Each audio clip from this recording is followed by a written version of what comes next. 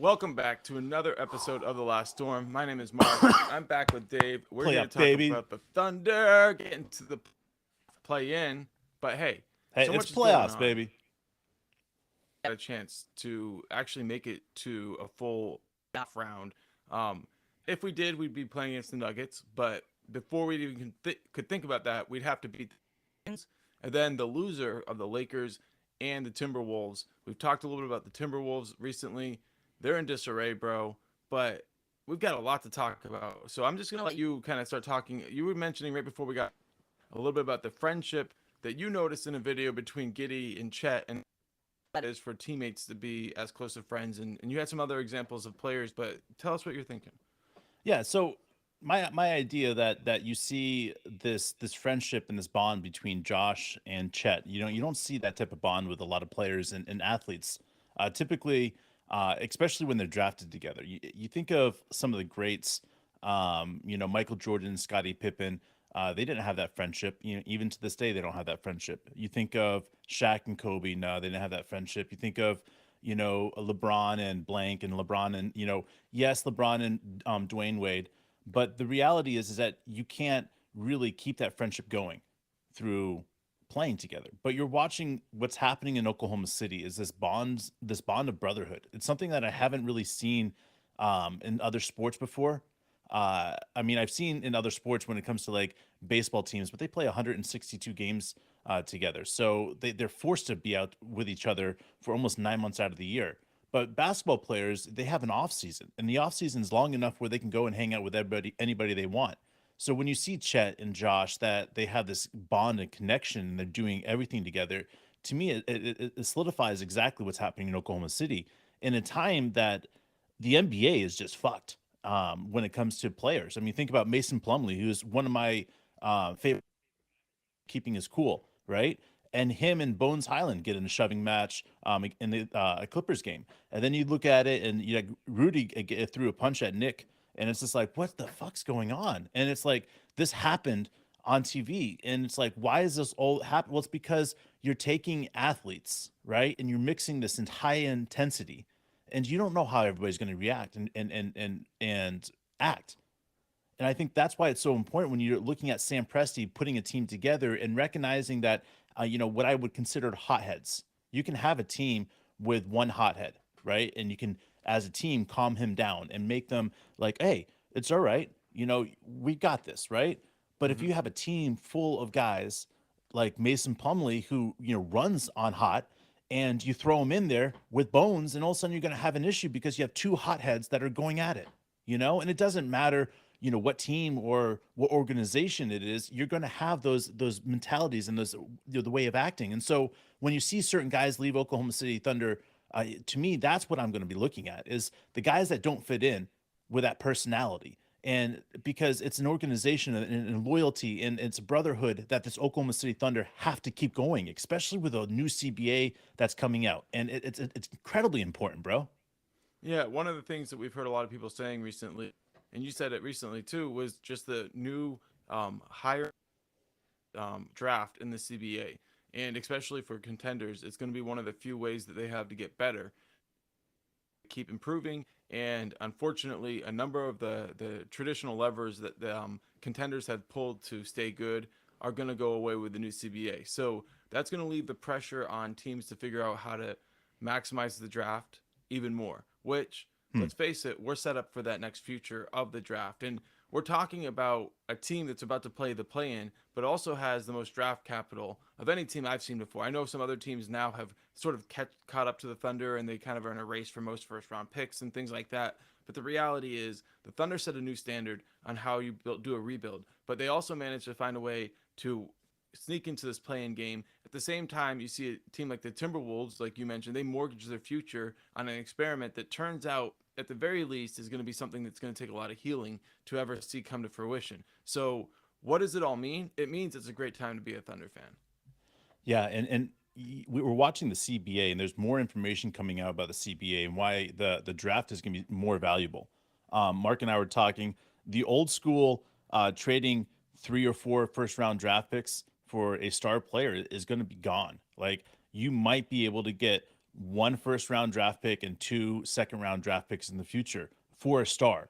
And it's because there's so much money that goes with it in exchange, and there's so much other things that have to be, just be perfect. And it's not just old school, like, okay, let's go out and get LeBron James and company. Like, you can't, go and recruit anymore. It's going to have to be by the draft and building teams by the draft, because they're going to see the respect and the level that you can't have superstars and then junk players, and that's what it could turn into, is where you're going to have these massive superstars, and then you're going to have players that are just going to be like, whoa, like these guys wouldn't even make it on a different team, because then you're going to have other teams that are going to be like what would think the Oklahoma City Thunder are going to do, right? And they're going to extend these young guys early on in their career and allow this to push out the date that we actually have to pay them. Because I wouldn't be surprised if we come out the second the new CBA comes up, that we extend J Dub and extend him for like 4 or 5 years at $100 million. Because why wouldn't he do that? Why wouldn't he sign that? Because that's what this new CBA is going to allow us to do as the home team. And we'll be able to take control of what happens with these guys early on in their careers and allow them to stay there for much longer than originally people thought. Yeah, there's a lot of new elements of the CBA. Seems like mostly the structure of things is staying the same, but there's a lot of tweaks, and those tweaks with how teams are going to be building for the future. And I think you kind of hit it on the head with that. And I think it's important for, as the new information keeps coming out, for us to keep looking at it, because there are a lot of factors that have to do with the NBA that really could have. One of the things that we talk about a lot is an expansion draft, and having a plan. That's one of the things that is just a reality of the potential of the Las Vegas and Seattle getting. Those things could seriously affect where the Thunder his future is headed. But when you look at the top of it, and you look at the guy had his chance to take a break and sit out this last game against the Jazz, and we were able to get that win in really a great way. Spectacular game by Trey Mann, great on Jang. Everybody who played really well, and I loved watching that win. It was a party in the home crowd for everybody who had really been supporting the team all year long. But as we look into like the situation that we're in, the crossroads we're in, right? What do you expect, like, for us this next draft? What do you expect for us this next time where we can sign contracts? You already mentioned that you expect J-Dub to be extended as fast as possible, but Giddy obviously too. What else are you expecting? I think anybody that we plan on keeping long term, we extend as quickly as possible. As quickly as possible, the new CBA will allow us. The reason is that we got to keep these guys together quickly. Yeah, I guess that goes And back to what you're saying at the beginning, because we've seen a young team that before that the players hung out in separate groups. So this is a new thing for us. yeah, and I think what we'll see is you'll see Sam Presti really pick the eight guys that he would protect in an expansion draft. I think that's what would be. It's going to be the most entertaining thing for me watching is where Sam Presti ranks these guys, and I don't know, man. Like, to me, it's yes, we will have a team that has 12 deep, 13 deep, and I do not expect the way that Coach D substitution that he does and how he just randomly puts some guys in. I don't think it's random, first of all, and I think it's going to be continued because he has to develop players now, because keeping the guys inside the system is the most important thing, and the only way to do that is develop them through the NBA. Using your G League. Again, that's why G League is going to be so important, and why the coaching staff is so important. But I look at and I see we're going to about to watch Coach D coach his first playoff game. We're going to watch most of these guys on this team play the first playoff game. We've got Dort, we got Shea. Has Kenny Hustle played playoff game before? So we got two guys. All right, we got Dario too. He's played playoff game. I don't think we've had anybody else play playoff games. So, and I could be wrong. So if I'm wrong, guys, throw it in the comments. I see all you guys on live chat. What's up, guys? So I just, for me, I'm looking at this and I'm saying, what guys do we need to keep? And I look at this and I say, extend Josh right away. Extend Chet right away. Extend J-Dub right away. Extend, as much as you can with the rest of the guys that are going to round out that top 8. And just go with those guys and know that we have X amount of years to win X amount of championships or even one ring. And then it makes it worth it us as we go into the next development stage of who we're going to trade out, who we're going to keep, who's developed into that next slide in position, and what's good, what players are going to help us keep the longest term for winning a championship there. So, and that's going to have to come into fruition. But hopefully, with this new CBA, we can extend guys quick enough where we don't have to think about that for maybe 4 or 5 years. Yeah, dude, and I love it. I love there's going to be more of what we love the most, right? Which is development. But let's kind of step back and say, okay, that's big picture stuff. Excited about all that stuff. But let's talk about this upcoming game Wednesday. We play Sure. against the Pelicans. Pelicans have given us trouble. Brandon Ingram can shoot the hell out of the ball. Uh, Murphy is a baller. They've got a team that's playing really, really well right now. We do have an opportunity to beat them. And if we beat them, and we assume Minnesota will lose to the Lakers, but nothing's a given. But if something like that happens, we could find our way into the playoffs. But we want to talk just about Wednesday first. So what do we need to do to beat the Pelicans? Well, first off, we have to use our offense as the key. We have to set the tone early on and consistently, because if we can attack downhill on them and get their big guys in trouble, it changes the entire landscape of how they're going to play the game. And especially in the second half, if we can keep on getting downhill, what they'll end up doing is really trying to cut that off. And we'll end up having guys out on the floor when they have 2 or 3 big guys on the floor trying to shut us down, getting to the hole. And we'll just have guys hitting and knocking down threes in the second half. So for me, it's all about getting downhill, opening these shots up in the second half, and just taking advantage of them, just being what I would consider lazy on their substitutions. I'm not saying anything negative about their coach, but I've noticed that there is a way that he coaches that I would even consider a lazy substitution way. And it's just because he tries to get certain players more playing time. And I get it. But if I'm looking at the Oklahoma City Thunder, I mean, I'm Coach D, I'm circling that and saying, that's what we have to do is get him in one of those, pits where he's like, no, this team is going to be all right. This team is going to be all right. They're going to be all right. And we can get up on them, double digits really quickly. So for me, that's what we're going to need to do on offense. So offensively, for us, one thing, let's talk about the defense for New Orleans. They have length on the wing. They can send multiple defenders at Shea. They've defended him as well as anybody. Am I wrong about that? I would say there's a couple other teams that I would say have defended Shea incredibly well, but I mean you're not too far off on that. It's a The handful of Pelicans being teams able to play defense.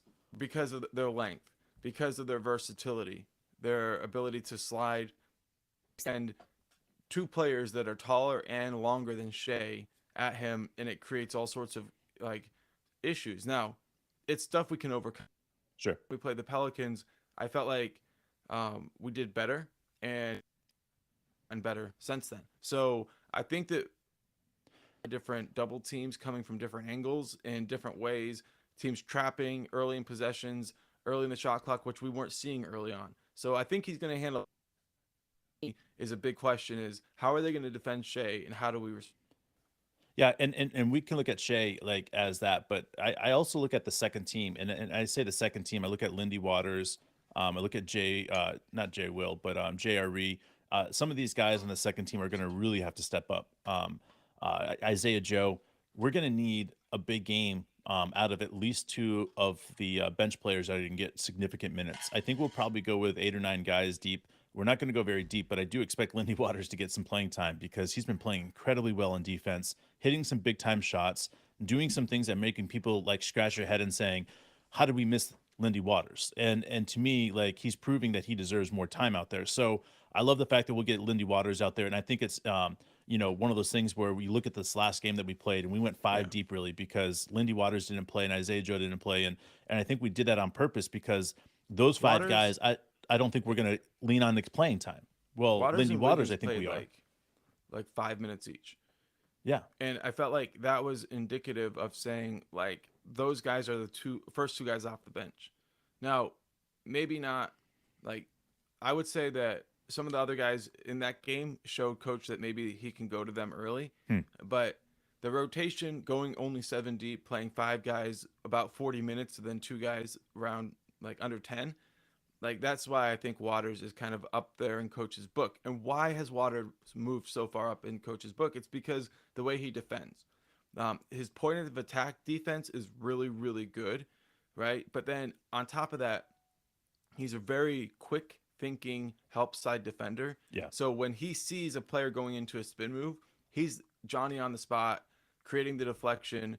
If the ball is loose for half a second, he's going to push it run the other way. He Oh creates yeah. transition opportunities for his defense. And then his like known skill in the NBA is his shooting, and that's kind of been hit or miss as he's developed into this elite opportunistic defender, which is really important to have because a lot of times you'll see guys that are maybe like 6'10" who have that mentality, but guys who are small who have the mentality can always find themselves in the middle of a jump ball, of a dogfight. They can create opportunities. There's nothing better than a guy like Tony Allen who finds a way to compete on every possession and get his nose in there and find ways to create extra opportunities for your Sure. team.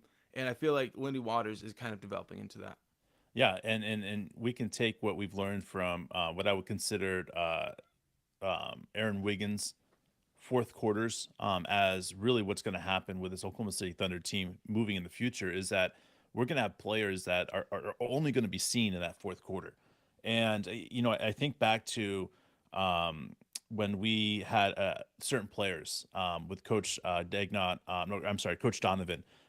He would play in the first quarter or whatever, get him warmed up, and then you wouldn't see him again until the fourth quarter. I think that's a style that Sam Presti really admires in the aspect of when you have a coach that sees what works and then, okay, that works. I'm going to wait until the fourth quarter to execute that because that's going to add 14 points to that quarter. And a team's not going to be able to adjust to that quickly. That is, in my opinion, one of the elite things that Coach D does is that he adds Aaron Wiggins or Lindy Waters or Isaiah Joe in that fourth quarter where a team doesn't have a chance to stop and adjust to him. So, guys, tomorrow or I'm sorry, Wednesday, look for that. Look for the fourth quarter guy that Coach D is going to put in that you haven't seen a lot in the game or in previous minutes. That maybe got only 2 or 3 minutes and then all of a sudden gets thrown back out there. And I love it, dude. I love the fact that he rewards these guys for playing really, really hard. And maybe it's not something that you see right away, but they all understand that they work hard, they do what it takes, and they're going to get some playing time. And I think Wednesday night, our defense is going to be the key to winning the game. The way that we're able to close out and get around the screens, the way that we're able to utilize what Dort is really good at and what Jay Will is really good at and getting the extra possessions that we need. If we could get, I don't know, 3 or 4 charges from Jay Will and the same from Dort, and then you throw Isaiah Joe in there, get a couple, we could get extra, 8 or 10 possessions from these guys. And also we're in a situation that we're all looking at this saying, we could win this. And to me, those extra possessions are everything in the game.